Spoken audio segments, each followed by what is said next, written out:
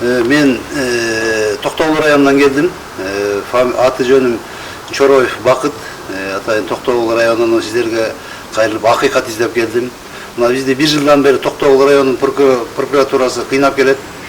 Мыйзамсыз иш козгоп, мына өмүр бою аталарыбыз ошол жерде чабан болуп, сайыз убагынан бери эмгектенип келген жерлерди, андан кийин ошол сарайлар ошол жерлери менен бизге Дыйкан чарба 92-жылы Дыйкан чарба түзүп, Дыйкан чарбага тийген жерлерибизде азыркы күндө бир эле кишинин арызы менен ал киши деле биздин үстүбүздөн жазган эмес, жалпы кетмен төбө айыл өкмөтү боюнча жазылган арызды булар бир 6 кишиге эле багыттап, 6 киши иш козгоп эле ал жерлерибизди жокко чыгарып, сарайларыбызды жокко чыгарып, ал союз убагында курулган сарайларыбызды, жерлерин жокко чыгарган сарайларыбызды асман кирип коюшчу, кандай ошо түшүнүксүз болуп атат да.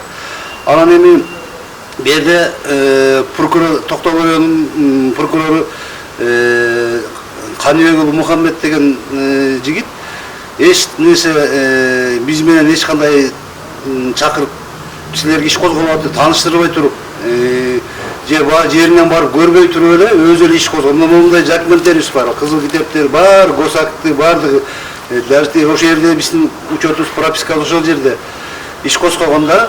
Даже мына өлүп калган жарандар бар арабызда. Каза болуп калганда 5-10 жыл болгон. Ошолорго мына иш козгоп, ошолордун үстүнө мына соттордо, прокурорлордо бир өлүп калгандын тактабай туруп иш козгоп мына повесткалар келип атат.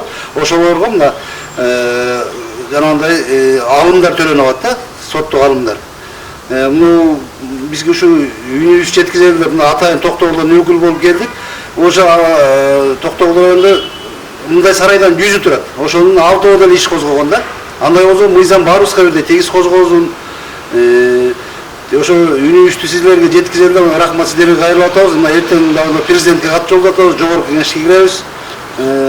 Анан эми ушу үнүбүздү элге, ошо урматтуу президентибизге, жогорку кеңеш депутаттарына жеткирип укса, ошо ойлонушар деген үмүт менен сиздерге кайрылдык. Рахмат.